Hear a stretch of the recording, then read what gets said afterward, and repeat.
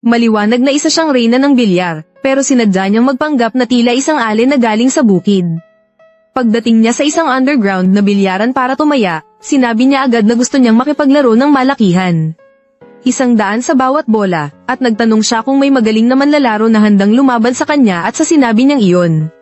Naging katatawanan siya sa mga bihasang manlalaro doon kaya't nang marinig ito ng dalawang magaling na manlalaro. Agad silang pumayag na labanan ng ale. Iniisip nila na napakagandang pagkakataon nito, at binalaan ng ale na bawal nang umatras kapag natalo. Pero ang hindi alam ng dalawang bihasang manlalaro, sila pala ang tatayuing mga tupa ang totoo. Nandoon ang ale para ipaghiganti ang kanyang sugarol na anak isang araw bago nito, ang kanyang anak na mahilig magsugal. Ay pinagkaisahan ng dalawang bihasang iyon sa bilyaran at natalo ng eksaktong 500,000. Pagkatapos, labis ang pagsisisi ng anak, sinisisi ang kanyang pagiging sugarol kaya naubos ang lahat ng kanyang ipon. Dahil sa galit, nagpa siya ang anak na putulin ang kanyang kamay para hindi na muling makapagsugal. Mabuti na lang, sa tamang sandali, napigilan ng ina ang kanyang anak pagkatapos. Makahulugang sinabi ng ina sa kanyang anak, hayaan mo ako, babawiin ko ang perang iyon para sa iyo. Ang anak na tuliro ay lalo pang naguluhan, hindi maintindihan ang ibig sabihin ng kanyang ina. Lingid sa kanyang kaalaman na ang sarili niyang ina ay ang sikat na reyna ng bilyar noong araw.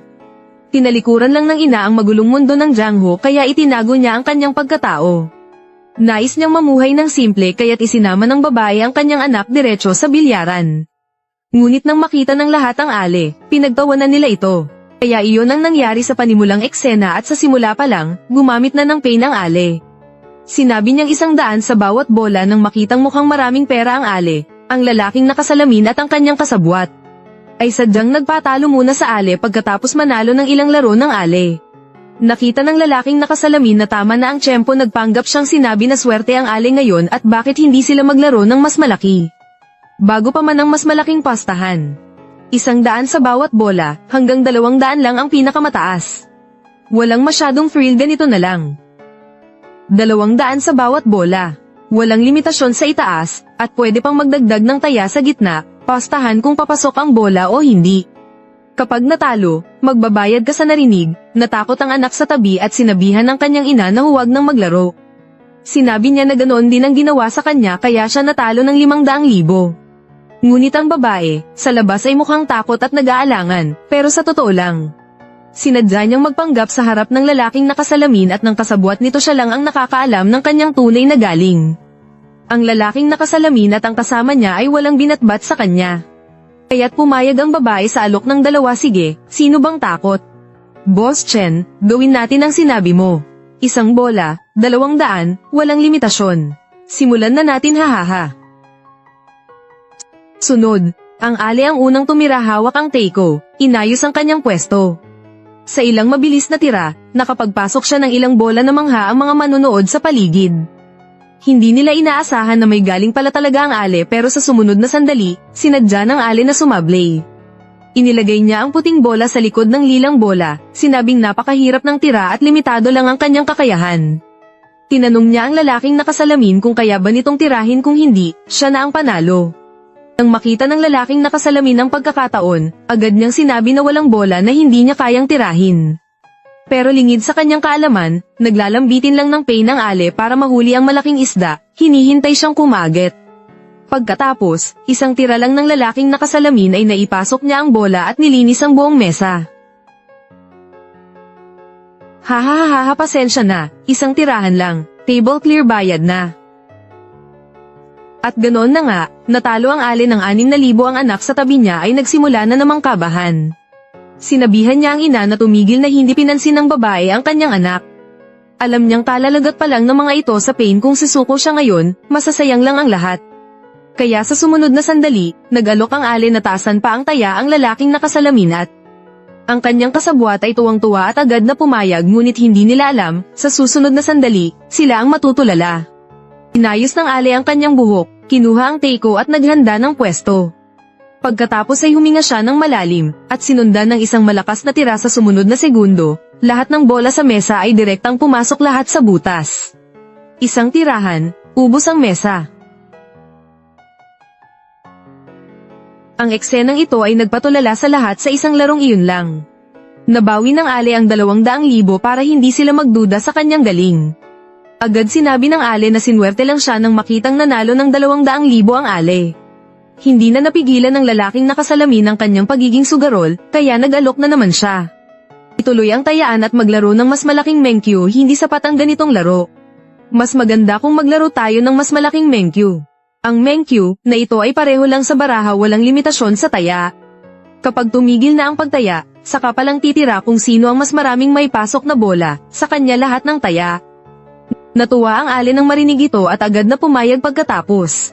Ang lalaking nakasalamin at ang kanyang kasabwat ay tumaya agad ng 100,000, ang Ale naman ay hindi nagatubili. Itinaya niya lahat ang napanalo ng 200,000 ang layunin niya. Ay pilitin ng lalaking nakasalamin at ang kanyang kasabwat na ilabas ang lahat ng pera nila at sumabay sa taya. Para sa isang laro, ubusin ang yaman nila. Gaya ng inaasahan, kumagit sa pain ng dalawa, bawat isa ay naglabas ng 300,000 para lampasan ang taya ng Ale. Sunod, turno na ulit ng Ale para magsalita, ngunit sa pagkakataong ito, wala na siyang may lalabas na pera. Kung hindi siya sasabay, ang pera ay mapupunta sa dalawa, kaya nagdesisyon ng Ale. Lumapit siya sa may-ari ng bilyaran, umutang ng 1,000,000 may mataas na interes, at itinaya lahat.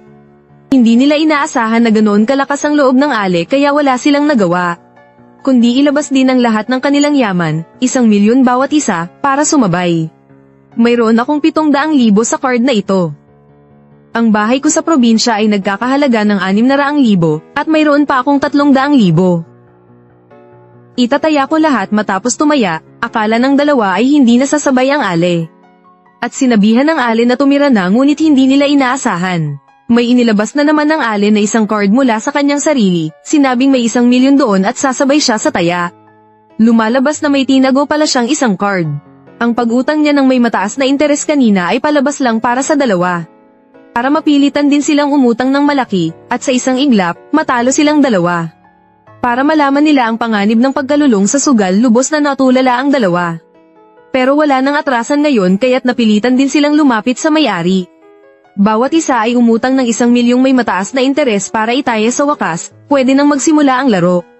Pero sa kritikal na sandali, sinabi ng Ale na bakit hindi nila baguhin ang laro kung magpaparamihan sila ng bola.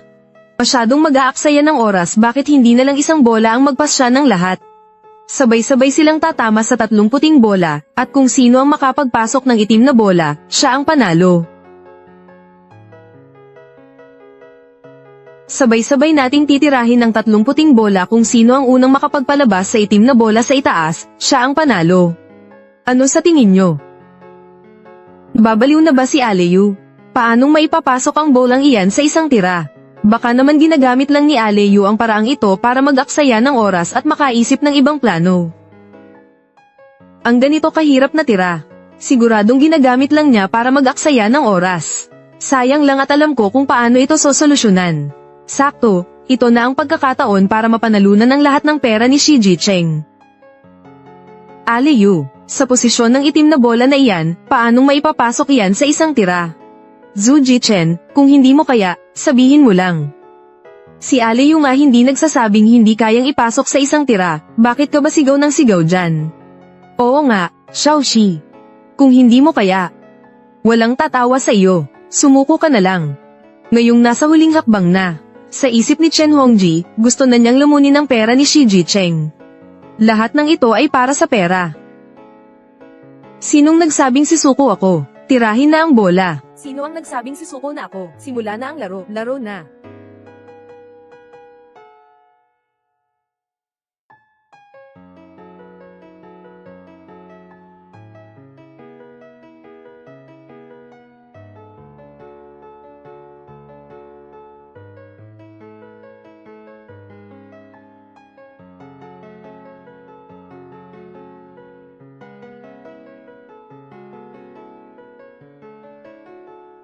Nanalo na, ma, ito. Paano pwedeng mangyari to? Biglang nakapaglaro na.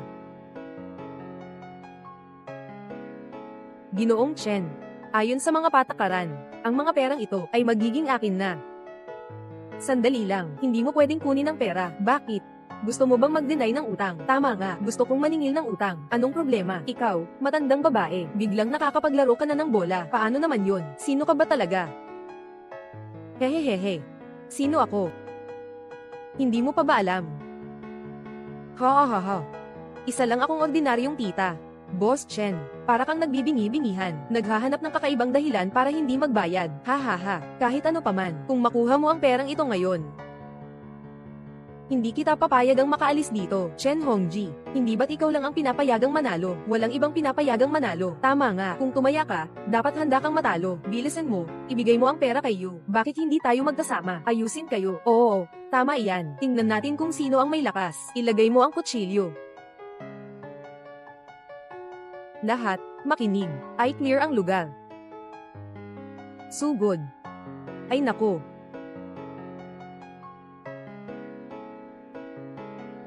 Sister, matagal nang hindi nagkikita. Kuya, bakit nyo kami hinuhuli? Kapag wala nang magagawa, natural lang nang hulihin na. Mahihirapan ka bang intindihin? Boss Ye, hindi mo naman sinabi yan noon. Boss Ye. Noon ay noon. Ngayon ay ngayon. Kayong dalawa. Sobra na ang usapan.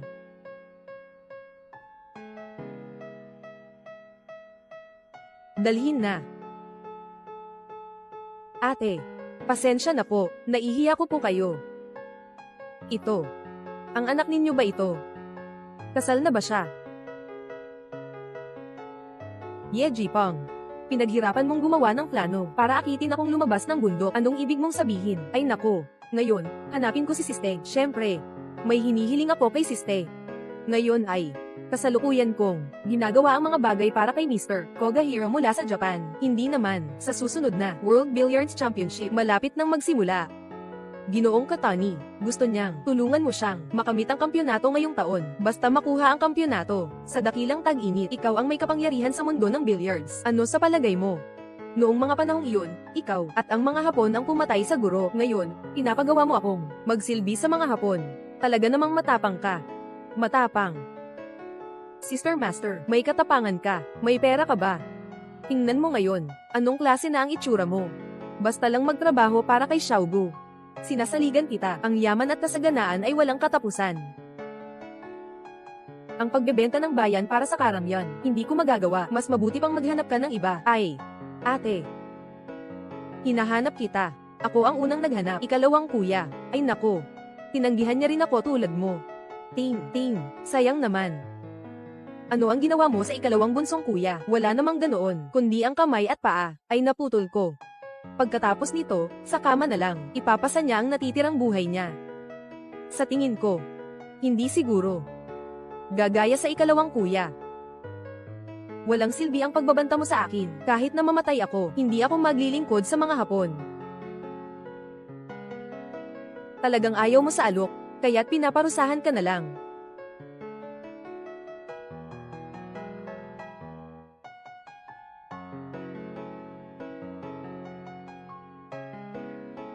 Ay nako, ate. Hindi ko akalain na ganito ka nakatanda. Ang lakas mo pala. Umalis ka na ngayon din.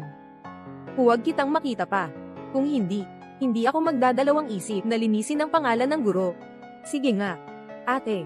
Papalampasin kita sa pagkakataong ito. Sa susunod, tiiyak na magsisisi ka. Tayo na. Nanay, ayos ka lang ba? Nanay. Teka, yung galing mo sa billiards. At yung mga nakaitim. Ano bang nangyayari dito? Dumating na. Ang dapat dumating, tungkol dito. Kailangan itong simulan mula sa 20 taon na ang nakalipas. Binabati natin si Yu Jinshin mula sa Daksha na tinalo si Kobayashi Ice River ng Japan at nakamit ang kampyonato sa mundo ng billiards. Siya rin ang unang babae sa kasaysayan na naging kampyon sa billiards sa mundo. Babae, World Taiwan. Guro. Nagdala ako ng kampyonato pabalik, guro.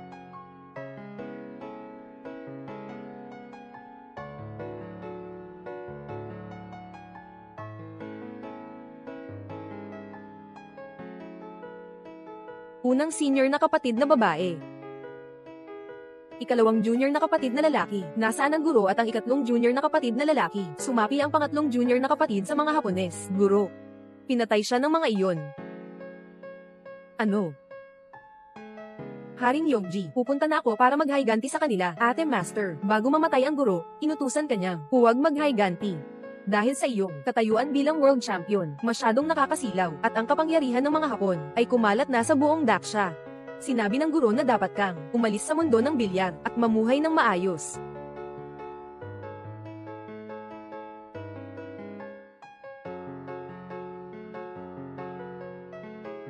Pagkatapos, umalis si Mama kasama ang iyong ikalawang tiyuhin mula sa guro.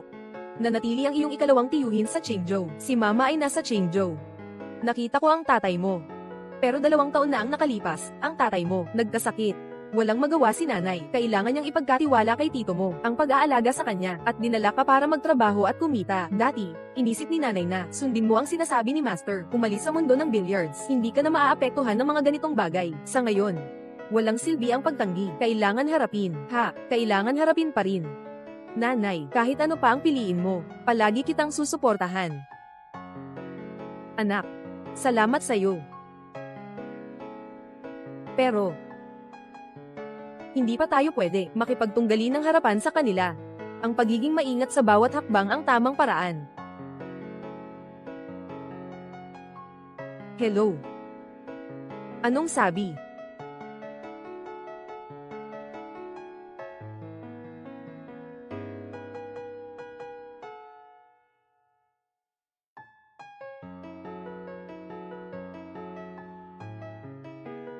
Sister Senior, ako'y nagkulang.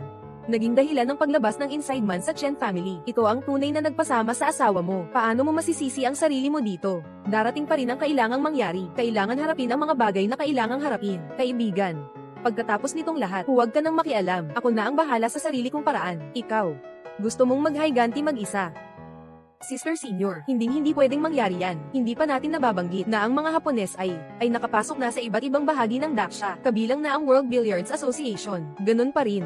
Maliban sa iyong estudyante, nandito pa rin si Gu Yonghui. Matagal nang nagsusumikap. Ang iba, matagal nang naging mga tuta ng mga Hapones. Ikaw lang mag-isa. Hindi namin sila kayang labanan. Mas mabuting sundin na lang ang master natin. Ngayon, ang pagtakbo lang ay wala ng silbi. Noong nakaraan, nung nakipaglaban ako kay Ye Jipong, nangyari iyon. Malinaw na natuklasan, malaki ang pagunlad ng kanyang kakayahan. Hindi na siya katulad ng dati. Kung magpapatuloy ito, tayo sa Daksha, baka wala ng pag-asa na umunlad. Ate, kailangan mong isipin kung paano sila haharapin. May iisang paraan lang, ang sumali sa World Billiards Championship. Tama. Gusto kong unti-unting itulak paakyat. Eugene Chin, you the champion. Eugene Chin.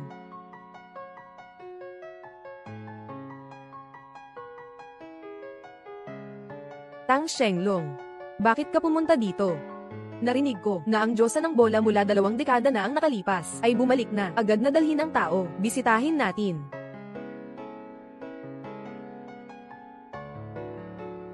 Ikaw. Nanay, salamat sa pag-aalala, Ginoong Tang. Ngunit sa araw na ito, hindi kami tumatanggap ng sinuman. Eugene Chin, nandito kami para bigyan ka ng mukha. Huwag kang maging walang hiya. Tumahimik ka. Puno ng Tang, ayusin mo ang anak mo. Kung hindi siya titigil sa kanyang mga salita, ipapalayas ko kayo.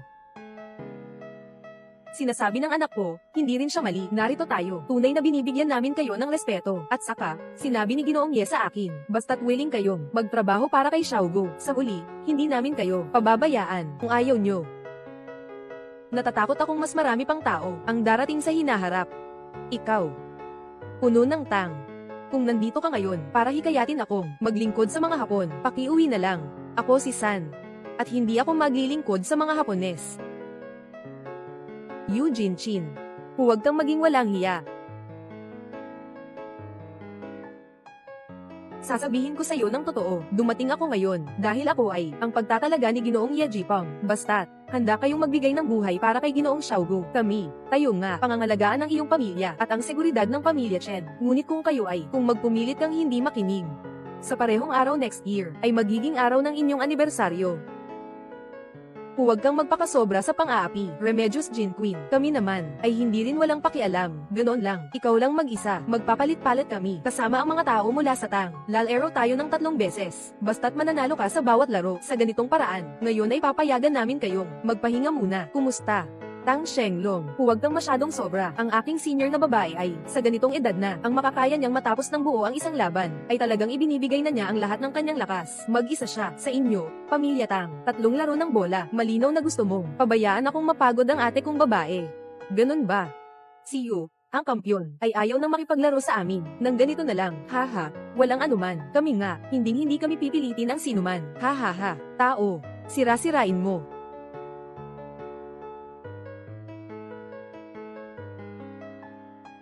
Iwan mo ang larawan ng tatay ko. Ikaw, Luo Chen, nais mong pigilan ako. Suntukin mo ako ng madiin. Sino ang nakasuntok ng marami? Sino ang may gantimpala? Tumigil ka.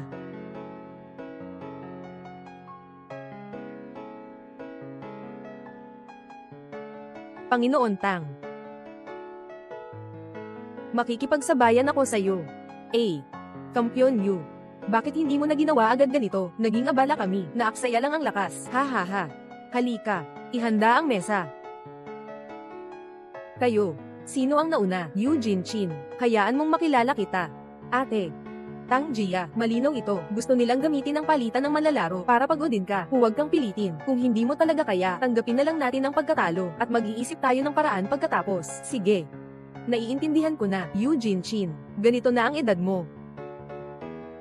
Hindi rin madali, ganito na lang. Ikaw muna ang mag-umpisa ng laro para kapag oras na, hindi nila masabing pinagsasamantalahan namin siya. Ahahaha.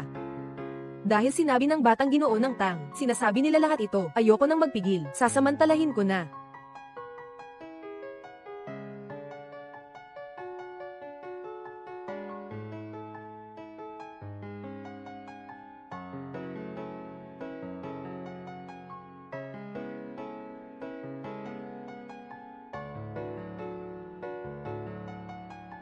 Pagpasok pa lang, lahat ay nakatuon sa paligid mo. Ang galing ng teknik mo. Ate, talagang hindi nagbago mula noon. Anong mga bituin na nakapaligid sa buwan? Tanging ang mga mahihina lamang, ang naglalagay ng puting bola, sa gitna ng ibang mga bola. Hindi ba't ito ay nagbibigay ng puntos sa iba? Bowen. Huwag maliitin ang kalaban, Yu Jinchin. Si Hao Lai ay isang henerasyon din, world champion. Ang kanyang bola, hindi ganoon kagaling. Nabuksan na nga. Tatay, tingnan mo ako. Paano ko siya mapapanalo?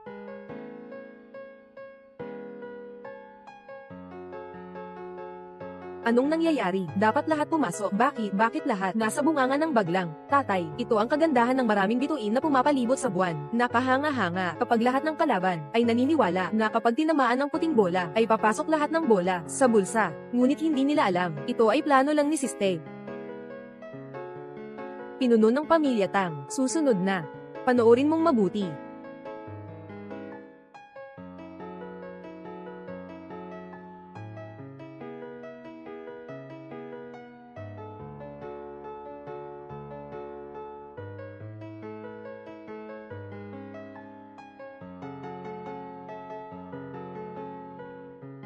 Hindi pwedeng mangyari. Tatay, hindi talaga pwedeng mangyari yan. Paano niya nagawa yan? Sa sobrang lakas ng hangin, parang bahaghari, mukhang. Nag-aya ko ang lakas ni Yu Jinchin. Akala ko, sa edad ni ate, pwede pa rin niyang gamitin. Yung teknik na hangin na sumisikat sa langit. Talagang matibay pa rin siya kahit matanda na. Guro. Ano ang espesyal sa China ito na parang bahaghari? Mayroon ba itong kakaibang katangian? Ang China parang bahaghari na ito ay nangangailangan ng gumagamit na gamitin ang sariling chi hanggang sa isang tiyak na antas bago ito maipamalas. Sa pangkalahatan, karamihan sa mga tao ay may lakas lamang kapag bata pa. Ang lakas ay pinakamasigla sa edad ni ate. Hindi ko akalain na makakagamit pa ng lakas na gaya ng Chiguan Changhong. Talagang hindi madali yung ganitong kakayahan mo. Huwag ka nang lumabas para magpakita ng kahihiyan. Ikaw, dapat pang mag-practice sa bahay. Mas mainam na magpatuloy ka sa pag-insayo. Susunod. Sino sa pamilya ni Tang ang gustong makipagkumpetensya sa akin? Makikipagkumpetensya ako sa iyo. Tang Shenglong. Ang kakaiba talaga ng pamilya nyo. Sinuntok ang nakababatang. Ang matanda ang lumalaban para sa nakababatang. Pinagtatanggol. Yu Jinchin. Mukhang ako na nga. Minamaliit mo ang iyong kakayahan. Hindi ko akalain na sa iyong edad. Kaya mo pang gamitin ang teknik na Chiguan Changhong. Ngunit hanggang dito na lang ito. Sa laban na ito, talo ka ng labis. Hahaha. Talaga namang mayabang ang batang Panginoon ng Tang. Sadyang ikaw ang nagbigay ng inspirasyon. Kung may ama, tiyak may anak. Gusto kong makita, Panginoon ng Tang, paano mo ako matatalo sa larong ito? Yu Jinchin, ngayon ipapakita ko sa'yo ang natatanging sining ng Pamilya Tang.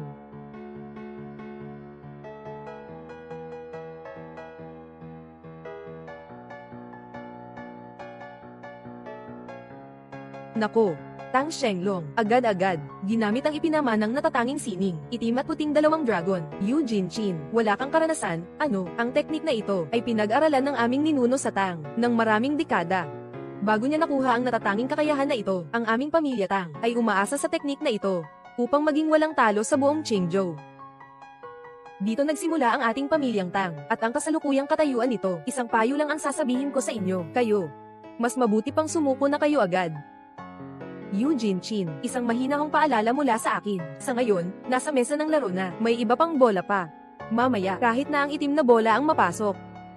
Sa huli, ikaw pa rin ang matatalo. Paano mo igagalaw ang stick? Dapat pag-isipan mo ng mabuti. Ay nako, tatay, huwag mo na siyang kausapin ng walang kwenta. Tingnan mo siya, natatakot na. Hindi na niya alam kung paano igalaw ang lever. Hindi na niya alam.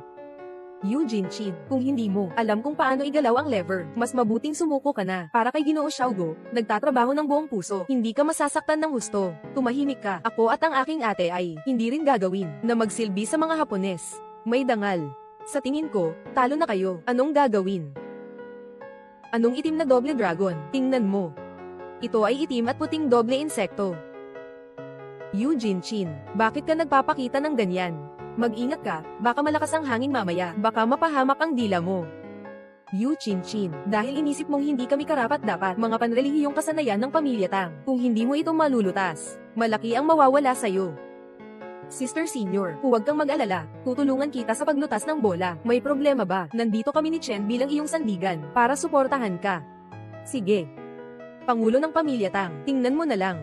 Paano ko nailisutan ang iyong bola? Ay nako, halika.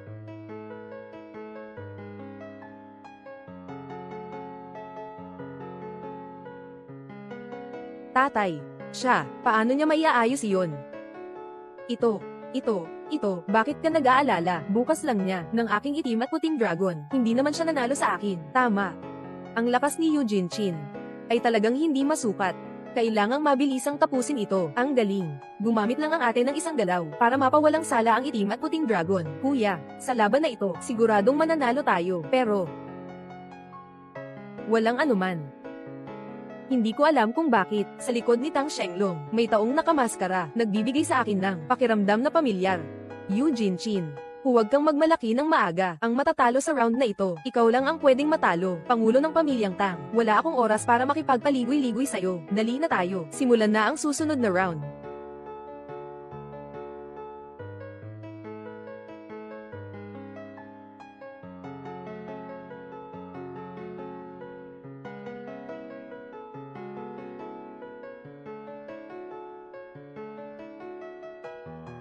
Eugene Chin, gusto mong manalo, hayaan mong manalo ka. Bakit mo pinagpapalo ang tatay ko? Bowen, hindi niya layunin na saktan ako, kundi subukan. Talagang matalim ang pag-iisip niya, subukan. Yang Changsha. Sino ka sa kanila? Yang Changsha. Siya mismo ang ama ko. Haha. Kayo po. Dahil sa pagdududa ni Eugene Chin, sa inyong pagkakakilanlan, tanggalin mo ang maskara para makilala niya.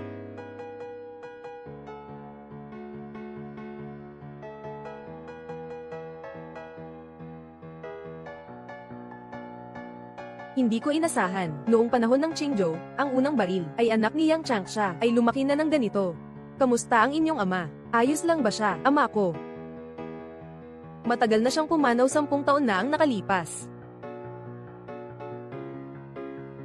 Paano nangyari ito? Walang ganoong araw noon, hindi ko nasabi sa inyo, magkaibigan kami, kuya.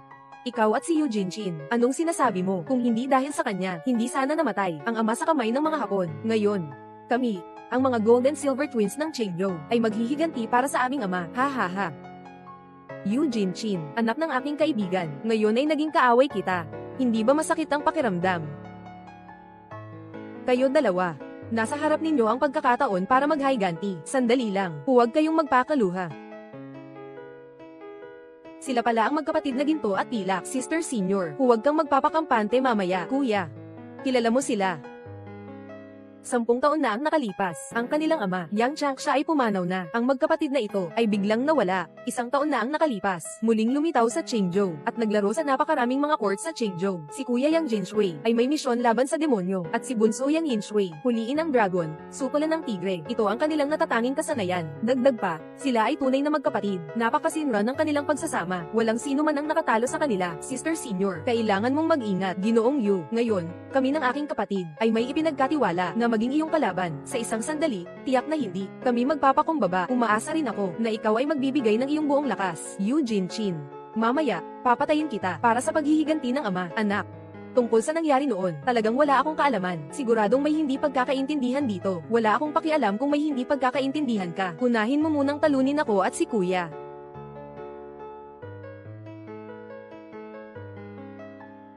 Yu Jinchin, ikaw na.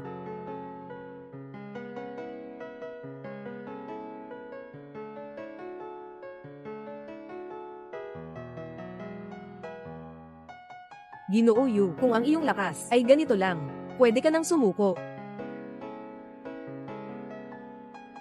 Ang langit ay magpapadala ng demonyo. Sa wakas, nakita ko na sa realidad ang pagdating ng mga demonyo. Sa pamamagitan nito, tunay na kamangha-mangha talaga. Yu Jinchin, nakikita ko na ngayon. Ano ang gagawin mo? Ha ha ha. Papa, may 2 magkaibang taglay na ginto at tila para sa atin. Ikaw, maghihintay ka na lang na matalo. Ha ha. Ngayon ay sira na. Hindi pa kailanman nakita ng senior sister. Darating ang langit para magpataw ng kaparusahan. Kasabay ng sunod-sunod na laban. Medyo hindi na makasabay ang lakas. Sa laban na ito, mukhang mas marami ang panganib kaysa pag-asa. Yu Jinchin, ikaw na. Basta kaya mong lutasin. Ang kapatid kong lalaki ay ang Diyos ng digmaan. Kahit na manalo ka sa larong ito, ano ngayon, anak? Kanina, ang kapatid mong lalaki ay nagawa ng ipakita ang Diyos ng digmaan. Mas mabuti pa, ipakita mo ang iyong kinlo ang fumo. Ipatugtog mo, peitangnan kita. Ha ha ha. Yu Jinchin, talagang ayaw mong matalo ng mabilis. Alam ng buong Qingzhou. Bababa ang demonyo, kasabay ng pagbawi sa dragon at pagbagsak sa tiger. Iyan ang walang katulad. Ikaw pa mismo ang nagpasya na gamitin ito. Anong masasabi mo? Mahirap ang magpayo ng maganda, demonyong anghel. Tatay, titingnan lang natin siya. Kung paano siya matatalo. Ha ha ha. Ate, huwag kang magpadalos-dalos. Kung papayagan siyang makapagsagawa, huliin ang dragon, talunin ang tigre. Kahit na ikaw ay dating kampiyon ng mundo, hindi mo pa rin siguradong kayang labanan sila. Kamagulang, huwag kang mag-alala. Alam ko ang gagawin ko. Yu Jinchin, kung gusto mong matalo, susuportahan kita. Tingnan mo ng mabuti. Ito ay paghuli ng dragon at pagyuko ng tigre. Ha ha ha. Yu Jinchin, talaga namang, hindi ka umiiyak hanggat hindi mo nakikita ang kabaong. Susunod, tingnan natin kung paano mo may pasok lahat ng mga bola. Yu Jinchin, talo ka na. Ang ganitong bola ay hindi maaaring ipasok sa isang tira, agad na sumuko ka na. Ang bola na ito, hindi ko rin alam kung paano ito lutasin. Sister Senior, sigurado ka ba talaga?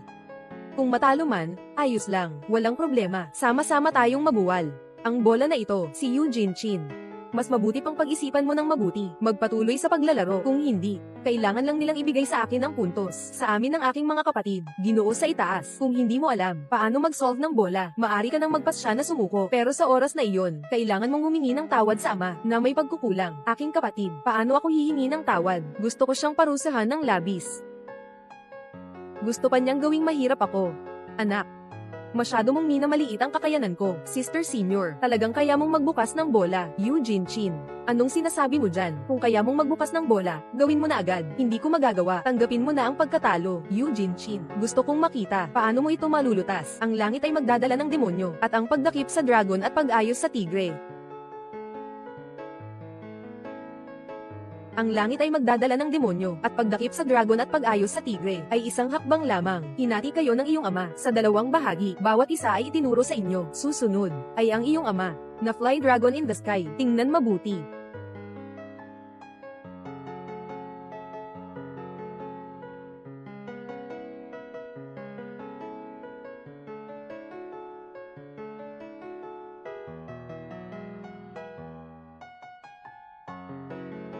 Ito Lipad, lindol na parang dragon sa langit. Hindi ko inakala, maliban kay Yang Changsha, Sister Senior, kahit siya ay gumamit din ng ganitong taktika. Papa. Si Eugene Chin po, paano naging sikretong teknik ni Yang Changsha, ang lumilipad na dragon sa langit? Ang swerte. Nabiktima pa siya nitong si Eugene Chin, na nagluko sa kanya. Sabi ng ama ko noong buhay pa siya, ang lumilipad na dragon sa langit, dalawa lang ang makakagawa nito sa buong mundo. Mukhang siya nga ang tinutukoy ng ama, na taong iyon, talo kayo. Napakahusay ng laro ni Master Yu, kami ng aking kapatid, ay hindi kasing galing. Amin nang tinatanggap ang pagkatalo. Yang Jinshui. Gumastos ako ng milyon-milyon, para lang dalhin ka sa paligsahan, hindi ba ito, para sumuko? Ngayon, ibalik mo lahat ng perang binigay ko sa inyo, at isuka mo lahat sa akin. Tang Shenglong. Hindi kasing galing ng iba pero matigas pa rin ang dila, hindi ito ang estilo ng magkapatid, walang pera.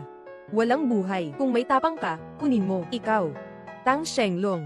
Pagkatapos mong matalo, nagsisisi ka ng galit na galit, hindi iyan ang iyong estilo. Natalo ka na. Umalis ka na agad dito, kung hindi, ako na ang bahala sa'yo, walang pakundangan. Eugene Chin, huwag kang magmayabang ng maaga, ang utang na ito, pag-uusapan pa natin sa hinaharap. Tayo na. Mga bata, pwede na ninyong sabihin ngayon, ang tungkol sa inyong ama, tungkol na ito sa mga nangyari kay Yang Changsha. Tungkol sa bagay na ito, kailangan itong balikan ng 10 taon. Yin Shui, ito ang natatanging kasanayan ng pamilya Yang. Flying Dragon sa langit, maaaring hatiin ito sa 2 kasanayan. Unang paraan, tawagin itong pagbaba mula sa langit. Pagpatay sa demonyo. Ikalawang paraan, tawagin itong pagdakip sa dragon, pagkandado sa tigre. 2 paraan para linisin ang palasyo, talagang sobrang galing ng tatay ko. Gusto kong mag-aral ng mabuti, para makamit ang kagaya ng ama. Sige. Ginoong Yang. Kumusta ka? Xiaogu Bingchuan. Ano ang ginagawa mo rito? Sinabi ko na sa iyo, na hindi ako makikipagtulungan sa inyo. Hindi ako makikipagtulungan. Ay nako. Ginoong Yang, huwag kang mag-alala. Hindi ako nandito, para pilitin kang sumali sa amin. May isang bagay na gusto kong pag-usapan sa iyo. Kung may hininga ka, ilabas mo na. Gusto ko ang pamilya mong Yang, na Minana. Ang itim na gintong bola na pang-stick, basta pumayag ka sa akin. Maaari kong garantiyahan, ikaw, at ang iyong mga anak ay ligtas at maayos. Imposible, ang itim na gintong Q-stick ay pag-aari ng pamilya Yang, mula pa sa aming ninuno, kahit na maputol man ako, hindi ko kayo ibibigay sa mga Hapones. HMP, team. Kung ganito nga, huwag mong sisihin ako, sa pagiging walang awa sa ilalim ko. Taas. Papa. Pagkatapos, yung masked na eksperto, napatunayan ang kasinungalingan. Ang Flying Dragon in the Sky ng ama, Black Gold na Q-stick, nakuha rin nila ito. Nagalit ang tatay noong araw na iyon, at nabaril hanggang sa mamatay. Bago pumanaw ang tatay, pinayuhan niya ang aking 2 kapatid, na basta't makahanap tayo ng pangalawa, na may kakayahang lumipad sa langit, matutulungan nila tayong mabawi ang golf club. Si Senior Yu. Pakiusap, tulungan niyo kaming maghiganti. Mabilis, umakyat na kayo. Huwag kayong mag-alala, mga bata, dahil ako ay dating kaibigan ng iyong ama, may responsibilidad ako, hanapin kayo at ibalik kayo sa amin. Ang itim na gintong Q-stick ng pamilya Yang, ang itim na gintong Q-stick na ito, nasaan na ngayon? Ang itim na gintong Q-stick ng pamilya Yang, ay nasa Kyushu mismo, pangulo ng samahan ng bilyar, sa kamay ni Gao Feng. Kuya, paano mo nalaman na nasa kay Gao Feng? Sa taong si Ye Jipang, bago ka pumunta para hikayatin ako, dumating si Gao Feng sa bahay ni Chen, para hikayatin ako na magtrabaho para sa mga Hapones. Nang makita niyang ayaw ko talaga, sabi niya sa akin, ang itim na cue ball ng Yang, nasa kamay niya. Gusto niyang ipaalala sa akin ito, kung hindi ka susunod, sa mga Hapones, kahit gaano kalaki, katulad ng Yang family, sa huli ay matutulan din sila, ng mga ito. Hindi lang namin inasahan, itong nangyari, sa halip ay tumulong sa atin. Narinig ko, na ang mataas na rurok ay hindi magtatagal, ay gaganapin ang palaro ng Kyushu sa bilyar, kung saan ang mananalo ng kampyonato ay makakapag-qualify sa palaro ng mundo sa bilyar. Tama, ate, pwede mong gamitin ang pagkakataon na sumali sa paligsahan ng billiard sa Kyushu, ang pagkakataon na makipaglaban, mabawi ang itim na gintong Q-stick ng pamilya Yang, makuha mo ulit sa parehong oras, makakuha ng pagkakataon na sumali sa mundo, kwalipikasyon sa paligsahan ng billiards. Ngunit, ang paligsahan sa billiards ng Kyushu ay nagtipon ng mga bihasang manlalaro mula sa buong Kyushu sa edad ni Ginoong Yu. Baka mahirapan, mukhang hindi sila kalaban. Huwag mag-alala. Ipagkakatiwala ko ito sa akin. Pakiusap. Kamag-anak, aalis na kami para maghanda. Pakidalamhati po. Ate, talaga bang tutulungan mo ang dalawang kapatid na ito kahit na ikaw ay kampyon ng mundo pero lumipas na 20 taon at ang lakas noon ay medyo nakakatakot, hindi ka naman siguradong kakalaban niya. Kompetisyon sa billiards ng Kyushu, kailangan kong pumunta. Ang itim na Q-stick ng pamilya Yang, kailangan ko ring tulungan silang maibalik iyon. Dahil ako at ang buong mundo ay magkaibigan. Sige. Dahil naisin ni ate na tulungan sila, hindi ko rin pwedeng pigilin ang iyong kasiyahan. Sa tamang panahon, kailangan mong bigyang pansin ang tuktok na ito at ang ibang mga kalahok ay hindi nagiging banta sa iyo. Tanging ang tuktok na ito ang sinasabi na siya ay nag-isa sa hapon ng 5 taon. Pagbalik niya, natalo ang hindi mabilang na mga bihasang tao sa Kyushu. Ito rin ang dahilan kung bakit siya naging pangulo ng Kyushu Billiards Association. Sa kabuuan, kailangan mong maging maingat. Sige. Mag-alala ka lang, HMM. Ginoo Presidente Gao. Sa loob ng ilang araw, ang aking nakatatandang kapatid ay darating upang sumali sa Kyushu Billiards Association. Pagdating ng panahon, ikaw, dapat, maingat na alagaan siya. Huwag mag-alala, Ginoong Ye. Pagdating ng panahon, tiyak na magagawa ko na makapagbigay ng kasiyahan sa inyo. Alam mo na. Kung hindi, ang pamilya Tang at ang kanilang mga anak, yan ang magiging katapusan mo. Oo. Aking magandang senior na guro, sa tingin ko, paano ka mananalo? Kampyon ng Kyushu Bilyar. Fang Xinbiu. Narinig kong nag-isolate ka ng 5 taon upang makabuo ng isang patibong natira sa laban mamaya. Huwag mo akong pababayaan. Huwag kang mag-alala, sigurado akong mananalo ako ngayon. Bawiin ang kahihiyan noon. Pinalo kita sa aking kamay. Mayabang. Nagmamayabang, hindi natatakot magkamali sa salita. Ngayon alam mo na hindi mo makukuha ang kampyonato. Nagsimula ng pag-usapan. Sino ang nanalo? Iyon ang tanong. Nan Ganglan. Bakit ka nagmamalaki noong nakaraang laban sa billiards? Kung hindi lang ako nagkamali, Kyushu Billiards, paano ako matatalo sa iyo? Talo ka na. Talo ka na. Gumagawa ka pa ng maraming dahilan. Anong silbi nun? Huwag mong sabihin na kayo lang dalawa, kahit buong Qingzhou makipaglaban sa akin, talo pa rin kayo. Bilyar sa 9 provinces. Sinasabi lang. Ngayong taon, sumali sa Kyushu Billiard Association. Siguro, alin ang magiging Yuzhou Billiards, Yunzhou Billiards? Noong nakaraang taon, siyang ang kasama, yung dalawang walang kwentang tao. Hindi, mali. Sinasabi na walang silbi ang dalawa nila. Medyo hindi tama, Kyushu Billiards, dahil mas malakas ang lakas nila kaysa sa inyo. Umaasa ako na ang mga tao sa Qingzhou ay makapagbigay sa akin ng mas masayang karanasan. Dumating ang mga kalahok mula sa Qingzhou.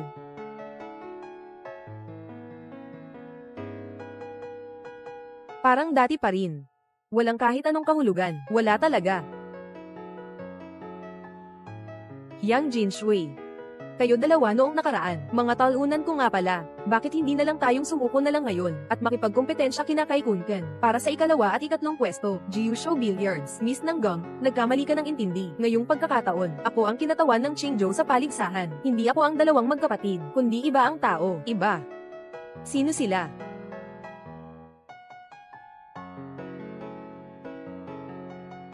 Gyusho Bilyar. Ako yun.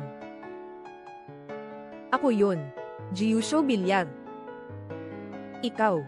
Ikaw, isang matandang babae na dumalo sa kompetisyon ng billiard sa Kyushu. Hindi ka nagbibiro, di ba? Billiard sa Kyushu. Kayong magkapatid. Kung ayaw niyong makipagkompetensya, kailangan niyong makahanap ng mas magandang dahilan. Maghanap ng isang matandang babae para ipagtanggol kayo. Talaga namang astig kayo. Syempre, sino ba ang hindi nakakaalam ng billiards? Ito ay laro para sa mga kabataan. Ikaw na matandang babae, anong pakialam mo? Walang problema. Tumigil ka na dyan. 3 kayo. Hindi ako nagbibiro. Hindi pa matagal kay Ginouyu. Tinalo kami. Kaya ngayong pagkakataon, ang kakatawan sa paligsahan ng Qingzhou ay siya. Kayo dalawa, tinalo ng matandang babae na ito.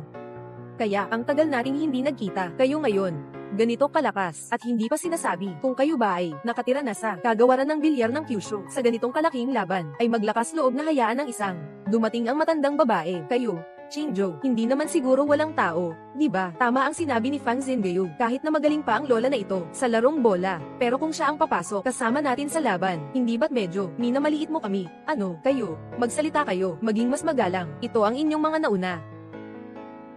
Ang mga kabataan ay mataas ang pride, ay normal lang. Ngunit natatakot lang ako, pusong mataas pa sa langit. Kapalaran na manipis na parang papel, matandang tao, sino ang tinutokso mo? Naghahanap ka ba ng gulo? Tama, kung may lakas ka, makipaglaban ka sa amin. Sige. Kayo 3. Sabay kayong pumunta. Kami tatlo ang sabay pumunta. Tama. Nakakatipid ng oras. Mukha namang nalilito ka na talaga.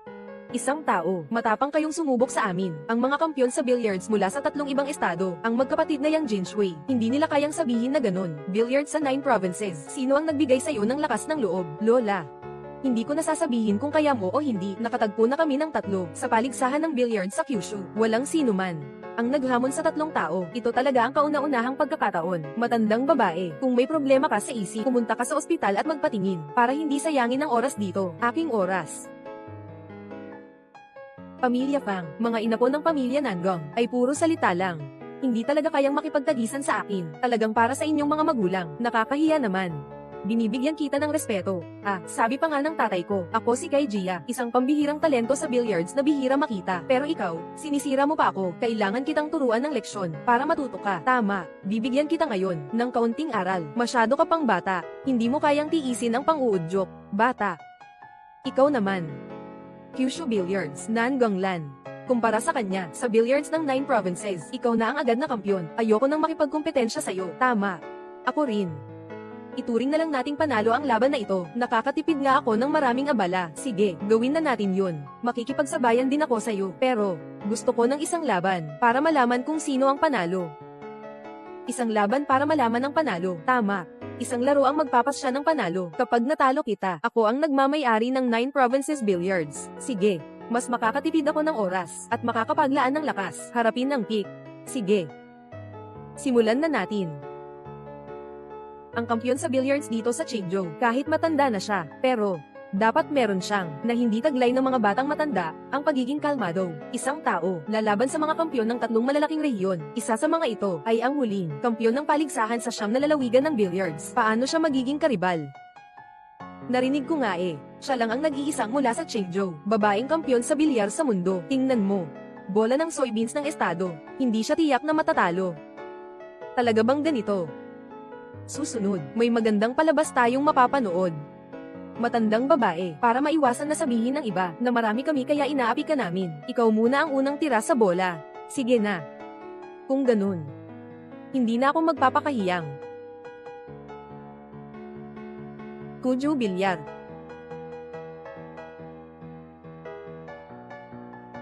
Tapos na ako. Kayo. Sino ang darating? Anong nangyayari dito? Hindi ko pa ito naranasan. Fang Xingyu, nakita mo na ba siya? Ako. Hindi ko rin nakita. Yung matandang babae na yun, gumamit lang siya ng isang paraan para mapa-attract ang 3 mga henyo sa billiards. Lahat sila, nabigla at natulala. Ang galing niya talaga. Sinabi ko na sa'yo, dati siyang kampyon ng mundo. Ganito ang lakas niya sa billiards. Paano siya matatalo sa 3 batang iyon? Anong klaseng matanda ang babaeng ito? Agad siyang gumamit ng, ito ang mga taktika na hindi ko pa nakikita. Hindi pwede. Kung sasabihin ko na hindi ko alam, di ba't mapapahiya ako? Walang mahirap dito. Tingnan natin kung paano ko ito malalampasan. Itong taktika na ito, sa puntong ito. Kailangan kong magpatuloy kahit na mahirap. Sana maunawaan ko.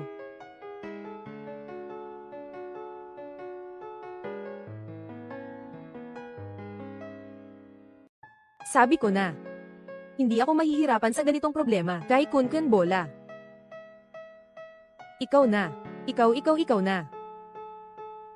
Ako na.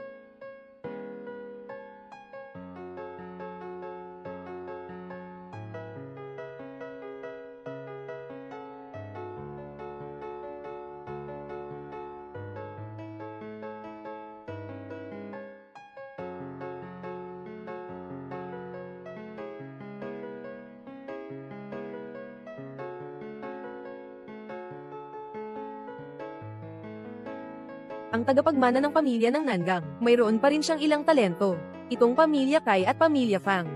Malayo ang agwat, hindi. Anong ibig mong sabihin? Ninanapababa mo kami. Tama, pagdating mo, ganito kahirap na hakbang. Sino ang marunong mag-break? Sino ba ang hindi marunong magyabang? Ikaw, maglaro ka nga. Kung kaya mong maglaro, kaya mo rin mag-break. Jiusho Billiards, panoorin mo ito.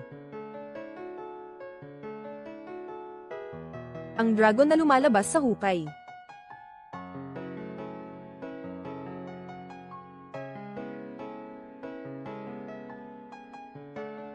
Ang dragon na lumabas sa bangin. Ito ang natatanging sining ng aming pamilya. Kai, ang dragon na lumabas sa bangin. Paano niya nagawa iyon? Ito ang natatanging sining ng aming pamilya. Pang, bituing bumagsak sa kalawakan.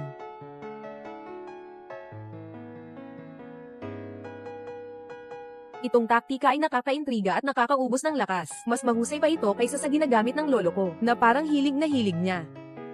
Bilyar sa siyam na lalawigan. Sino ka ba talaga? Bakit tayo? Alam ang lahat ng lihim ng tatlong pamilya. Tama. Gusto mo bang hindi? Bigyan namin kayo ng paliwanag. Huwag kayong magpapalabas dito sa laban na ito. Tama. Mga bata.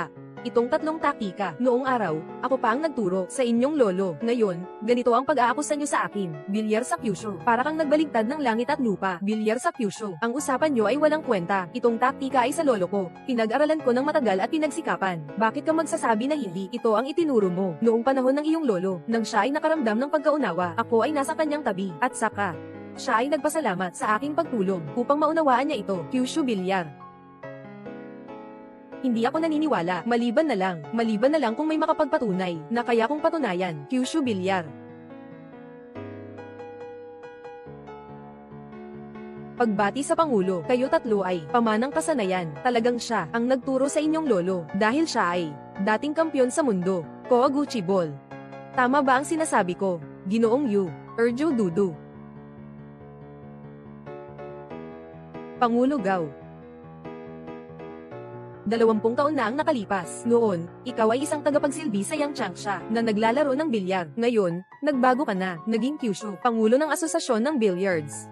Kyushu Billiards. Talagang nakakagulat nga, sabi ni Senior Yu. Hindi naman ako, maswerte lang talaga. Nagtatrabaho para kay Ginoong Xiaogu. Ginoong Xiaogu, maganda naman ako. Dahil dito, naging ako ngayon. Syempre, kumpare, si Yu, kung sakaling maibigay, sa maliit na goyasan ng serbisyo, naniniwala ako sa iyong posisyon. Siguradong mas mataas ka sa akin, Senior. Baka pwede mong isaalang-alang. Talagang karapat dapat sa Kyushu Billiards, alipin ng mga Hapon. Ngayon, para sa iyong amo, naghahanap ka ng mga tauhan. Yang Changsha noong mga nakaraang taon, hindi ka talaga nagsasabi ng mali. May maliit na galang pero walang malaking dangal. Makipot ang puso at isipan. Isang taong maliit ang pagkatao na laging naghahanap ng ganti sa kahihiyan. Huwag kang bastos. Tao na may apelyidong Yu, huwag kang walang hiya. Noong araw, nagsikap akong mag-aral ng billiards para kay Yang Changsha. Naging alipin sa loob ng 3 taon. Pero sa huli, ako pa rin ang maliit na tao sa kanyang bibig. Kung hindi dahil sa pagpapahalaga ni Ginoong Xiaogu sa akin, takot akong patuloy na. May iba pa na nagbebenta ng bayan para sa kapakinabangan, na sinasabi ito ng napakaarte, tuktok ng estado. Talaga namang, ikaw ang pinakauna, bilyar ng siyam na estado. Kahit anong sabihin mo sa akin dito, wala akong pakialam. Alam kong pumunta kayo ngayon dito, para manalo, ng kampyonato sa billiards ng Kyushu. Kyushu Billiards. Ang Kyushu Billiards sa pandaigdigang paligsahan ng billiards. Sakto, ang misyon ko ngayon. Darating ako para talunin kayo. Kasabay nito, ipapakita ko sa inyo, isang alaala ng isang kaibigan. Halika na, ilabas ang itim na baril, ipakita mo sa akin.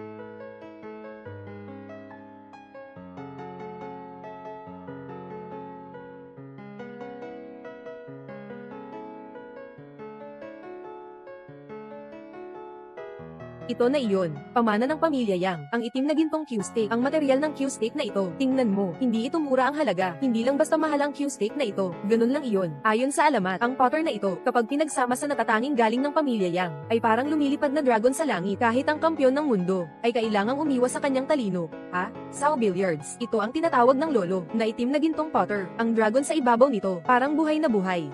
Eugene Chin, alam kong dumating kayo ngayon dito, hindi lang para manalo ng kampyonato sa billiards ng Jiu-Show, na ganoon lang ka-simple. Ang mas mahalaga ay para tulungan mo ang dalawang binatang ito para mabawi nila ang kanilang pamanang baril ng pamilya Yang. Bilyar sa China. Gusto nilang mabawi ang baril, walang problema, pero kailangan mong pumayag sa akin, isang kondisyon. Ngayon, natalo mo silang tatlo, syempre, ikaw na ang kampyon ng Kyushu Billiards. Wala akong magagawa tungkol dito. Gusto ko ikaw makipaglaban sa akin. Syempre, kung mananalo ka, itong itim na baril ay sa iyo na. Ngunit kung natalo ka sa billiards, gusto kita na magpakamatay ka agad doon. Kumusta? Bola, paano ang billiards? Sarap ng Sichuan, ate na master. Hindi mo siya pwedeng payagan. Tungkod ng bola, maaari tayong mag-isip ng ibang paraan para makuha ito. Kung matalo ka sa Kyushu Billiards, wala nang pag-asa. Chen Yongsuan, ito ay, lumipas na ang 20 taon, bata ka pa rin, ang hina ng loob mo, walang pagbabago. Senior you, hindi mo rin ba iniisip na ganoon? Big sister, huwag mo na siyang pansinin. Huwag kang mapusok. Ha, Bakwan Cao Chiao, Erju Billiards, Gaofeng Jiushu Billiards. Kahit na hindi kita kayang talunin, ngayon, hindi ako makakalayo sa pook na ito, di ba? Hindi na tayo makakalakad. Bilyar sa Yaichu. Bakit ganito? Ngayon tayo, hindi talaga bilyar sa Yaichu. Mamatay dito sa bilyar sa Yaichu, pero ayokong mamatay pa rin. Anong ikatatakot? Patay na, walang problema. Pagkalipas ng 18 taon, isa na namang bayani. Eugene Chin, talagang karapat-dapat ka sa iyong katayuan. Mataas ang iyong obserbasyon. Tama nga, hindi kayang tapatan ng karaniwang tao. Ang dami mong salita. Paano makakatalo sa Jiusho TV? Subukan natin ngayon ng ibang laro. Sino man, makapasok ng itim na bola, siya ang panalo. Kumusta? Ito ang unang beses ko na marinig ang ganitong paraan ng paglalaro. Ito ang unang beses ko na marinig ang ganitong paraan ng paglalaro. Hindi ka ba natatakot sa akin? Isang palo para linisin ang buong mesa sa ang laban na ito. Ang kakaibang bagay ay nandito. Unang 3 palo ay shoot mo ang itim na bola. Syempre, pagkatapos ng 3 tira, pagkatapos ng 30, kanya-kanya tayong galing. Fair ito, di ba? Fair. Sobrang fair. Bawasan ang walang kwentang usapan. Sige, simulan na natin. Eugene Chin, dahil sa edad mo, bibigyan kita ng konsiderasyon. Ang unang tira. Ikaw muna ang magtira. Sige nga. Hindi na ako magpapakaawa.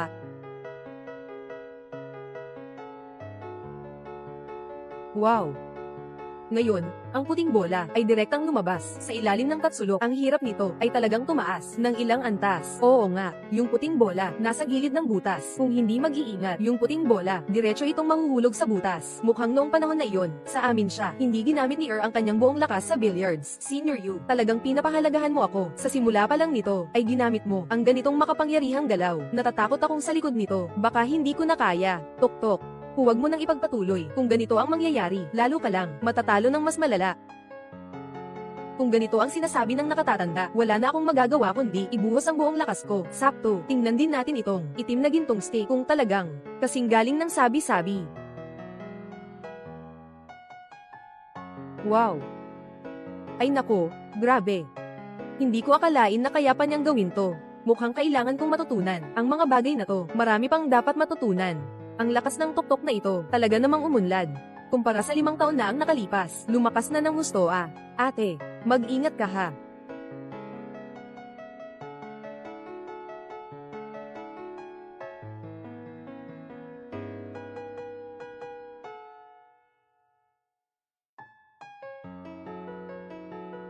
Eugene Chin, sa unang 3 palo, tapos na kami sa lahat. Sunod kaya, makapuntos pa, nasa atin na, sariling kakayahan, at swerte. Bukas puso rin ako, napaalalahanan ka, itong bola. Hindi ito ganoon kadali masira, ha ha ha.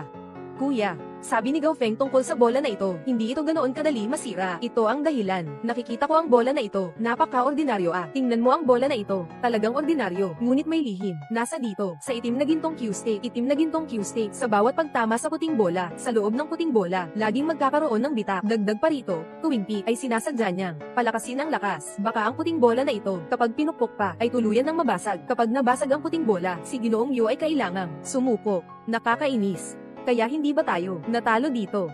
Huwag mag-alala, dapat kang maniwala kay Ginoong Yu. Siguradong magagawa niya. Tinalo ang tuktok. Tama nga. Bago ang puting bola, nakatanggap ito ng napakalaking puwersa. Sa loob, ito ay nabasag na. Basta't tamaan ko ulit, ang puting bola na ito ay tiyak na sisubog. Pagdating ng oras, kung ayaw mong matalo, kailangan mo pa ring tanggapin ang pagkatalo. Senior Yu. Huwag ka nang tumingin pa. Kung ikaw ay hindi lalabas ng stick, ituturing kitang kusang sumuko at pumayag na talo. Eugene Chin. Ngayong beses, wala ka talagang pagkakataon na manalo.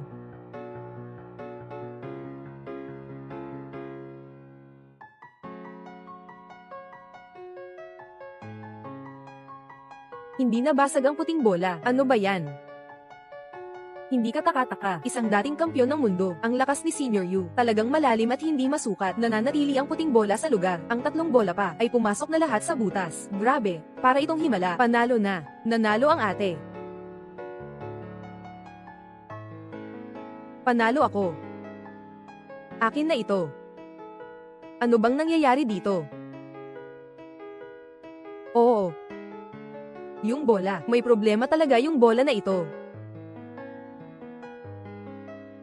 Imposible. Paano mangyayari iyon? Sobrang maliwanag na tinamaan ang puting bola. Sa sitwasyong nabasag, nakapasok ng 3 bola, at hindi pa nababasag ang puting bola. Eugene Chin, sabi mo, paano mo nagawa iyon? Gao Feng, ibigay mo kay Xiaogu Bingchuan. Ilang taon ka nang nagsasakripisyo, hindi mo ba alam? Parang pinapalo ang baka sa kabila ng bundok. Pagpalo sa baka sa kabila ng bundok. Pagpalo sa baka sa kabila ng bundok. Hindi ba ito isang nawalang teknik sa billiards? Ikaw, paano mo naman magagawa yan? Dahil yan ang naimbento ko. Itong paraan ng pag-atake mula sa malayo, sa kanya pala nang galing. Itago mo ng maayos, huwag mo nang sayangin pa.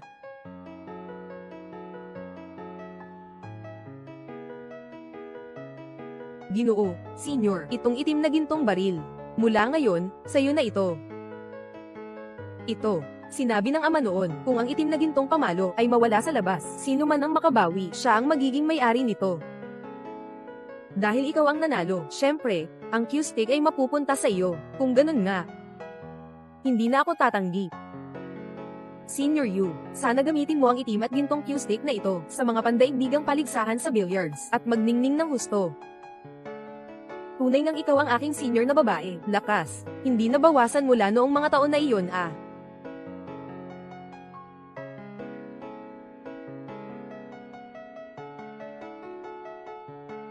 Ginoong Ye, pasensya na, nabigo kita, ako, hindi ko nagawang talunin, itong si Yu.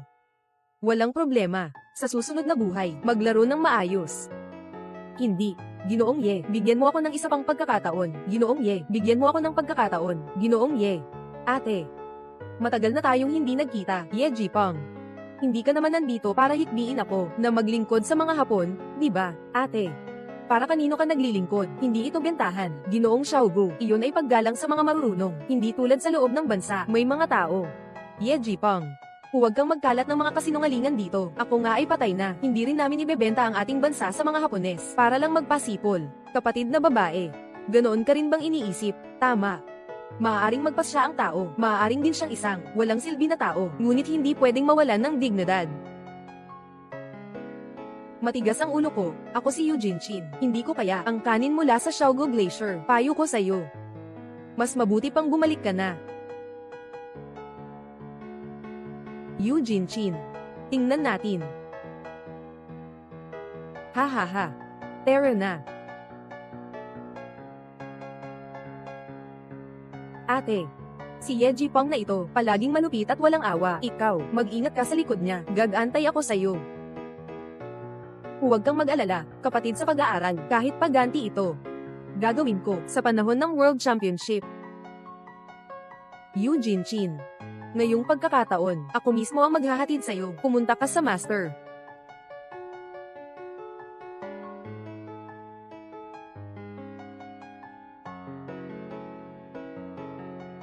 Mag-ingat. Puno ng pamilya, ang sugat ni Ginang Yu ay hindi na malala. Ngunit ang kanyang kanang braso, sa loob ng 3 buwan, ay hindi dapat galawin, kung hindi, may panganib na maputol ang paa. Kasalanan ni Ye Jipang, yang bagay na iyon, kung hindi dahil sa kanya, hindi sana ganito ang kanang braso ng ate sa training, hindi rin sana ganito. Anong gagawin natin ngayon? 1 linggo na lang, at sasali ka na, sa World Billiards Championship. Ito. Hindi na gumagalaw ang kanang braso. Ano ngayon? Tapos na ba tayo? Kung ganun nga, ZNG. Walang silbi ang mag-alala ngayon. Hindi ba 1 linggo pa ang laban? Hindi ba? Magpapraktis lang ako. Gagamitin ko ang kaliwang kamay sa paglalaro. Ito. Pwede ba to? Sa puntong ito, wala na. Ibang mas magandang paraan. Kapatid. Tara. Samahan mo akong mag-ensayo.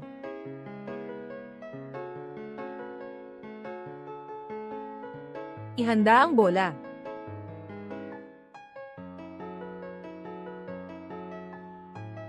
Ihanda ang bola.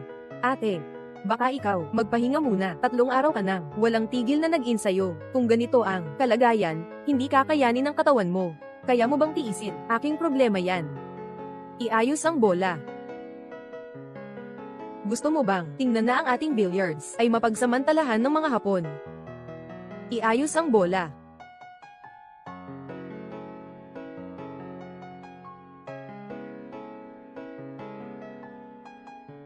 Ginoong Ye.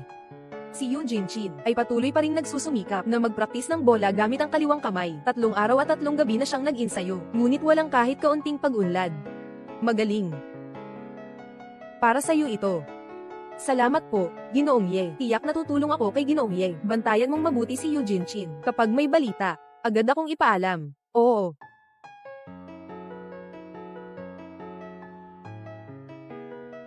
Ate. Anong silbi ng pagiging matatag sa mundong ito? Walang prinsipyo. Mas marami pa, basta may pera, walang hindi pwedeng gawin.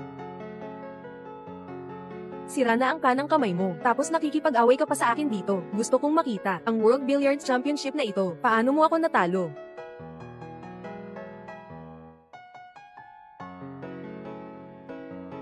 Naka-recover na, sa rurok ng tagumpay, 5% lang ang antas. Ganyan. Para makasali sa world competition, laban sa mga tao sa maliit na glacier, Xiaogu. Ate. Paano natin haharapin ang traidor na ito, Eugene Chin? Hindi ko inakala na lahat ng ito, alam mo na pala noon pa man. Lahat ng nangyari noon, puro palabas lang pala iyon. Ipakita mo sa akin, tama ba? Kung hindi, paano natin haharapin si Ye Jipeng? Alam na ng nakatatandang kapatid, mayroong traidor sa pamilya Chen, kaya't hindi siya kumikilos. Ito ay para mahuli kayong lahat, lahat kayo ay mahuhuli. Eugene Chin, talagang magaling kang magplano. Ako ang nagplano. Hindi ko kayang magplano kahit na isang bahagi ng kay Ye Jipeng. Ito ay tinatawag kong pagtutol. Ilagay siya sa loob. Kailangan na tayong umalis. Dalhin siya palabas. Pakawalan mo ako. Pakawalan mo ako. Ye Jipeng. Panahon na para tulungan ang master. Linisin ang teritoryo. Ipatupad ang kalinisan sa Jiusho. 20 taon na, hindi nagbago kahit kaunti rito. Oo nga. Kahit na hindi nagbago dito, pero ang mga tao sa loob, marami na ang nagbago.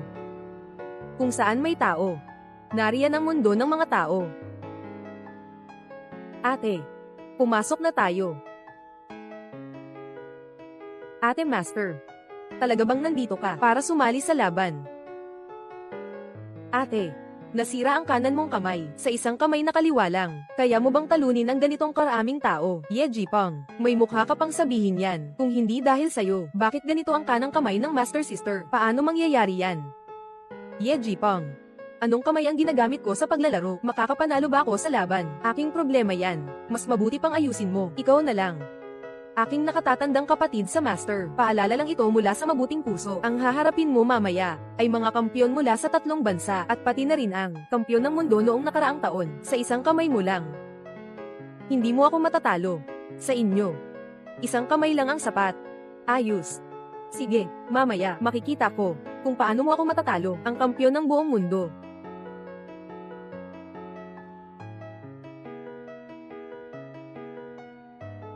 Ay, ito na, paligsahan ng billiard sa buong mundo nga. Sobrang grandioso naman ito. Oo nga. Syempre naman, ito ay isang pandaigdigang kompetisyon na nagtitipon ng mga kampyon mula sa iba't ibang bansa. Ay, tingnan mo, iyan ang kampyon ng billiards mula sa Europa at Amerika na si Jin Kila at ang kampyon ng billiards mula sa Timog Vietnam na si Liu Chengji. Wow! Talagang hindi sila nagkamali sa nakaraang pangalawang pwesto at pangatlong pwesto. Ang tindi ng presensya, talagang iba nga. Ganitong tao, hindi naman talaga kampyon. Sino ba ang kampyon? Ang kampyon ay si Ye Jipeng. Dati rin, kami sa Kyushu, pagkatapos ay nahikayat ng si Katani Hakowa mula sa bansang Hapon. Ngayon, ay naging mamamayan na ng Hapon, at naging isang Ali Force na naglilingkod para sa Hapon. Ang kampyon ng mundo na ito, walang tunay na tapang. Anong silbi ng tapang?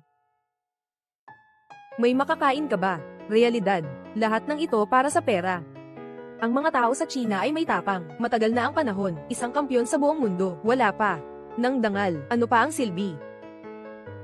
Kung hindi dahil 20 taon na ang nakalipas, ang kampyon sa buong mundo sa billiards, na si Eugene Chin, ay bigla at misteryosong nawala. Sino ba ang karapat-dapat sa taong ito, na nagpapakita ng lakas dito, kahit pa siya ay kampyon ng mundo? Ano ba ang magagawa niya?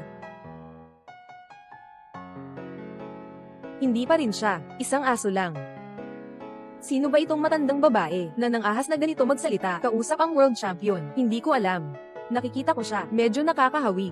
Medyo kamukha niya, yung sinasabi ko kanina, yung world champion, si Eugene Chin. Di ba? Talaga bang? walang pakundangan, at nagsasalita ng ganito sa World Champion. Gusto mo bang mamatay? Narinig ko, noong nakaraan sa Kyushu, may isang master ng billiards na lumabas. Ikaw ba yun? Matandang babae. Tama ka. Ako iyon, haha. Talagang walang sumunod. Pinayagan pa ang isang matandang babae na sumali sa World Billiards Tournament. Mukhang si Ginoong Ye ay umalis sa Kyushu at sumali sa Japan ay isang matalinong desisyon. Oo nga. Pahintulutan ng isang matandang babae na mapatay sa daan sa World Billiards Championship ang mundo ng billiards dito sa Kyushu. Hindi naman lahat ay mga walang silbi, di ba? Ayos ba? Hindi pa kayo ang may karapatan na humusga. Kung hindi kayo kontento, maglaro tayo ngayon din. Ting, isang braso mo lang yan. Akala mo kaya mong lumaban sa amin? Nabaliw ka ba? Ha ha ha. Ang lola na to, talaga namang, kaliwa na lang ang kamay niyang gumagalaw. Pero ang yabang pa rin niya. Nakakahiya talaga sa amin sa Kyushu. Walang kwenta yang sinabi mo. Seryoso ba? Lalaban ba o hindi? Matandang babae, ikaw na may sirapang kamay, lalaban sa'yo. Kahit manalo ka, hindi ito tunay na panalo. Tama yan. Kahit manalo kami, sasabihin pa rin nila na kami ang may kalamangan. At kayo ang nasa kahinaan. Mali kayo. Ang gusto kong hamanin ay kayo tatlo. Ano? Baka nababaliw na itong matandang babae, isang matanda na may isang kamay lang, kakayanin pang hamanin ang top 3 sa mundo. Talaga namang, napaka hindi makatwiran. Bakit? Natatakot ka ba?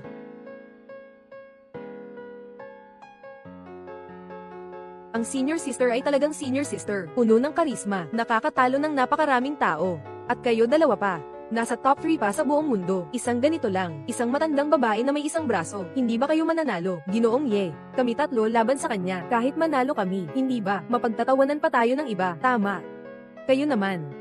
Talagang naimpus namin siya. Hindi siya basta-basta tao. 20 taon na ang nakalipas. Siya ay, sa buong mundo, ang nag-iisa na babaeng kampyon sa billiards. Sa mundo ng billiards. Hindi ba siya ay siya ang nawalang sumunod na 20 taon na dating kampyon ng World Taiwan Billiards, Eugene Chin. Tama. Kung gayon, gusto niyang hamanin kaming tatlo, kaya, maglaban tayo. Kung matalo man, sila pa ang mahihiya. Pero, kuya, gusto niyang hamanin kaming tatlo. Sige. Pero kailangan mong pumayag, may isa kaming kondisyon. Anong kondisyon? Kung matalo, agad na magpapakamatay. Siyam na lalawigan ang mamumuno. Pandaigdigang billiards Ye Jipang. Huwag kang masyadong lamabis. Sige, sasagutin kita. Pero, may kondisyon din ako. Sabihin mo, kung matalo ka, gusto kong, sa harap ng lapida ng master, magpapakumbaba buong buhay. Sige, kung ganun. Agad nating simulan. Eugene Cho, hulaan mo, Eugene Chin. Kaya niyang talunin ang tatlong ito, si Ginoong Ye at sila ay, nasa top 3 sa mundo, laban sa isa lang, matandang babae na gumagamit ng kaliwang kamay, sobra-sobra na. Sa tingin ko, hindi naman, ito. Gusto mo bang ikaw mismo ang kumilos? Si Ye Jipang at ang iba pa, wala namang iba kundi mga aso ko lang yan. Yu Bang, kayang manalo. Syempre, mabuti iyon. Walang problema kahit hindi man manalo. Pagkatapos ng lahat, may ilang bagay. Mas gusto ko pa rin, na ako mismo ang gumawa. Pagdating ng oras, pahintulutan si Eugene Chin na maglingkod para sa akin. Hindi ba't mas maganda iyon?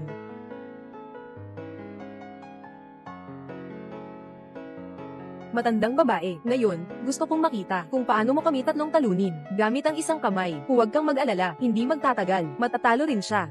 Ate, kung hindi mo na kaya mamaya, huwag pilitin. Pagkatapos ng lahat, ang pagpapakamatay ay pwedeng maging marangal pa. Sa huli, ang matatalo ay ikaw talaga. Sige na. Ate Master, kailangan mong manalo. Sige, ay. Ate, ipapaliwanag ko sa iyo ang mga patakaran. Sa lamesang ito ng billiards, may 2 bola na may puntos. Ang dilaw na bola ay 2 puntos. Mas mataas ang puntos ng itim na bola kaysa sa dilaw na bola. Tayo sa 2 panig. Sino man ang makakuha ng mas maraming puntos ay siyang mananalo. Malinaw ba ang patakaran? Hindi ito patas. Iyo tatlo. Isang tao lang ang senior sister. Siya lang mag-isa. Laban sa 3 ninyong tao. Nasa disadvantage na siya. Ngayon, dagdag pa ang ganitong sistema ng puntos. Ikaw, hindi mo naman talaga naisip ang patas na laban. Tama. Ang laban na ito ay talagang hindi patas. Ako ay nakatutok sa iyo. Bakit? Ayaw mong makipaglaban. Nasa kabilang pinto iyon. Pwede kang lumakad. Pero ang galit mo para sa guro, hindi mo na mababayaran. Ikaw, kapatid sa paaralan, huwag ka munang magalit. Makipagpaligsahan ka sa kanya. Wala nang usapang katarungan. Maaari kong tanggapin ang patakarang ito. Simulan na. Ate Master, ikaw. Maniwala ka sa akin, siguradong mananalo tayo. Sige na, magsimula na tayo. Jin Kila. Ikaw ang mag-serve.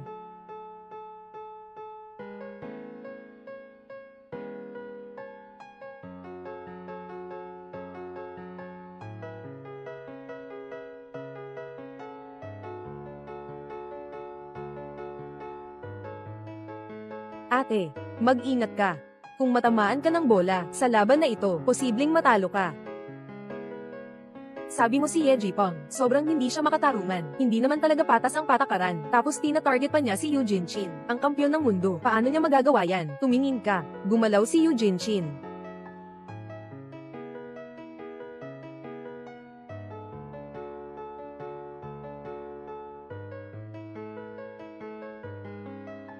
Ate, talagang paborito ng guro ang isa. Binigay pa talaga sa iyo ang Fuyao Juchen. Mukhang tama ang desisyon ko. Noong nag-betray ako sa guro, tama ang pinili ko. Wala ka ng pag-asa. Noong panahon ng guro, handa na akong ituro sa iyo ang teknik na ito. Ngunit dahil masama ang iyong puso, kaya ako, ang iyong guro, ay sumuko. Kung may sisihin, sisihin mo. Dahil hindi ka naglakad sa tamang daan. Anong ibig mong sabihin na hindi naglakad sa tamang daan? Ngayon, sasabihin ko na sa lahat, ang daan na tinatahak ko, ay siyang tamang daan. Liu Chengji. Ikaw na.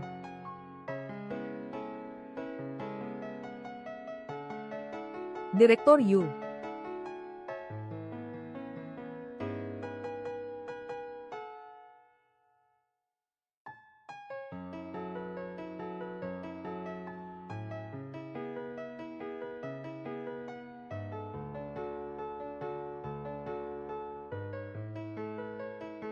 Ay naku. Sister, ang careless mo naman. Nawalan ka ng pagkakahawa. Yung dilaw na bola ay lumabas na, kaya't nahihiya na ako.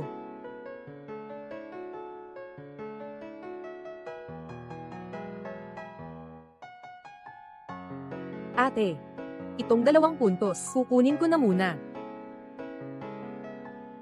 Itong si Ye Jipong, talagang karapat-dapat na maging world champion. Ngayon ay nakapuntos na siya. Oo nga, si Ye Jipong ang namumuna ngayon. At sa laban na ito, itim na bola na lang ang natira. Sa tingin ko, delikado na si Eugene Chin. Ye Jipong, wala ka bang hiya? Kung hindi dahil sa ginagawa mong kalokohan, naapektuhan mo si senior sister. Siya, paano siya magkakamali? Kalokohan. May ebidensya ka ba? Anong mata mo ang nakakita sa akin na gumagawa ng kalokohan? Kung may ganitong isip, mas mabuti pang pag-isipan ng mabuti. Sa loob ng maraming taon, ang iyong kakayahan, bakit wala pa rin kahit kaunting pagunlad? Ikaw, ate sa pagsasanay, itong palo na ito, ikaw na naman. Ate, mag-ingat ka kay Ye Jipong. Huwag ka nang maapektuhan niya. Huwag kang mag-alala. Tapos na ito. Matatapos na. Ting, gusto kong makita, paano mo kami natalo sa isang tira lang?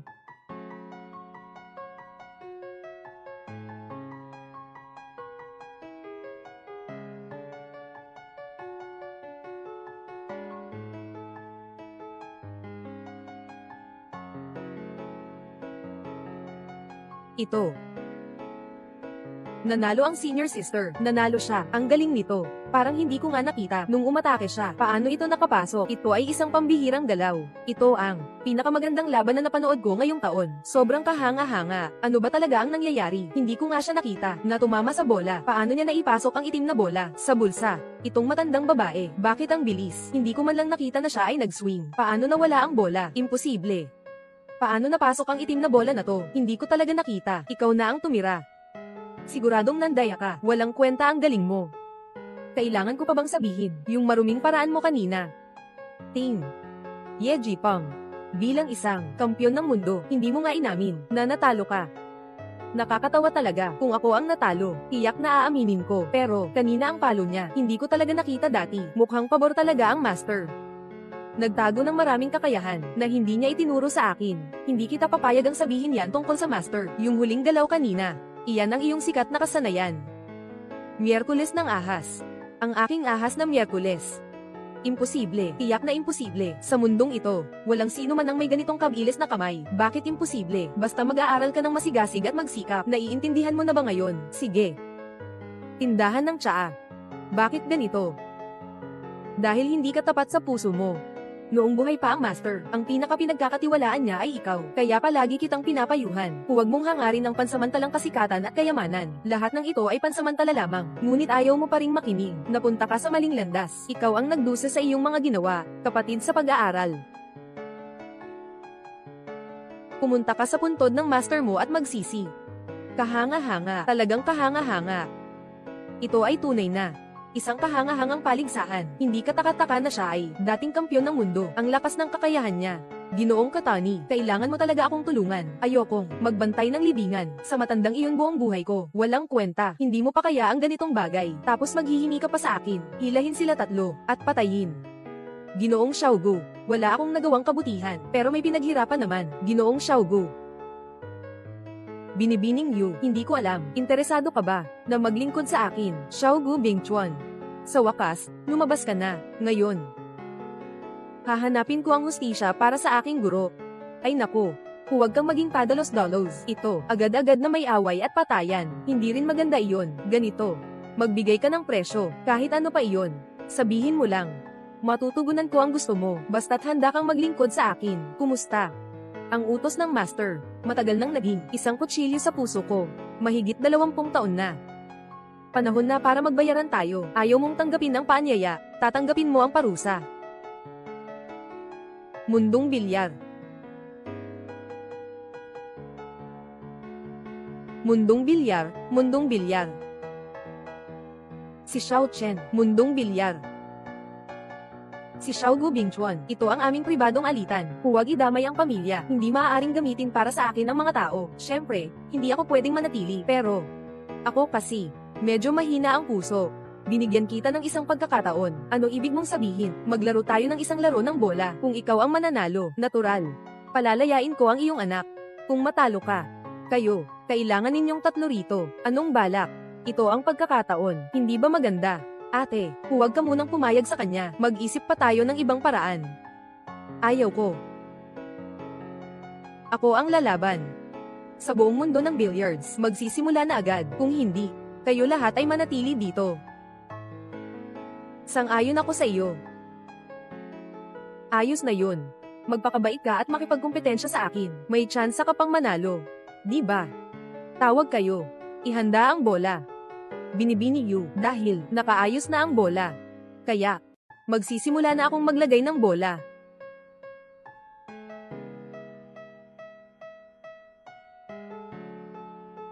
Ingat, ate. Mabilis ang reaksyon mo. Sunod. Tingnan ko itong bola. Paano ka pa makakaiwas?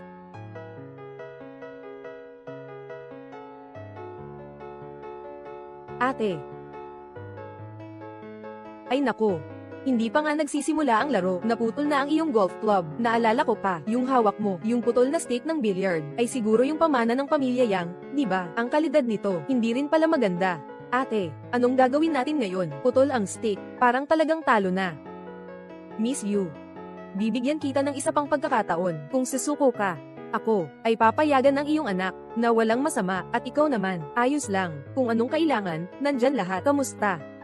Xiaogu Glacier.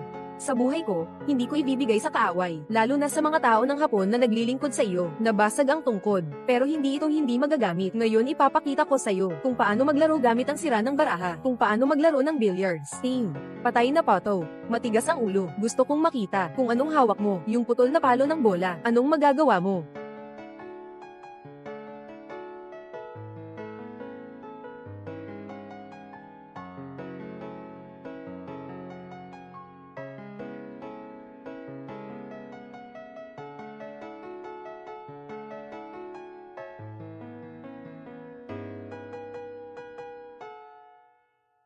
Ito. Hindi ito posible, yung putol mong palo ng bola. Paano mo mapapasok ang bola? Ito, tao. Pagsasanib ng tao at tungkod. Sobrang pagsasanib ng tao at tungkod. Ate, nagawa mo pa ang alamat na pagsasanib ng tao at tungkod. Isang himala talaga.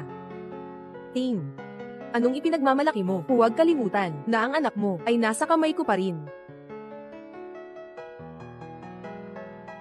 Ikaw, hindi ko akalain na naiulat na sa istasyon ng pulis. Ang natitirang buhay ay gugugulin sa bilangguan.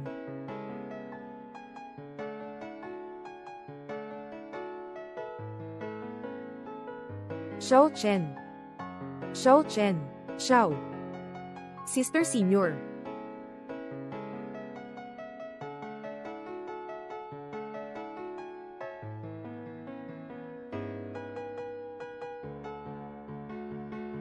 Guro. Si Xiao Gu Bingchuan ay naipadala ko na sa bilangguan. Kung ikaw ay nasa langit, maaari ka nang magpahinga ng payapa.